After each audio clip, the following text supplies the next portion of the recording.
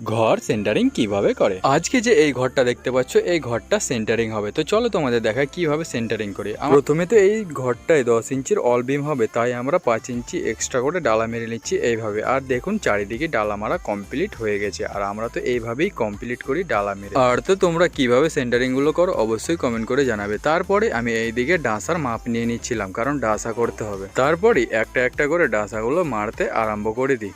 এইদিকে তো সব ডালাগুলো মারা হয়ে যায়, তারপরে একদিক থেকে লেগে যায় খুঁটি মারতে, আর খুঁটি মারার পর শুধু থাকে সেন্টারিং করা বাকি। আর এইদিকে সুতো টাঙিয়ে একদম সেন্টারিং করতে আরম্ভ করে দিই।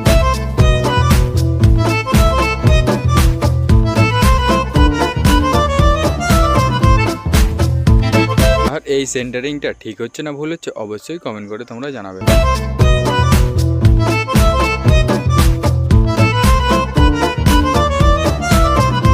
এইদিকে অনেকক্ষণ কষ্ট করার পর এই ঘরটা কমপ্লিট।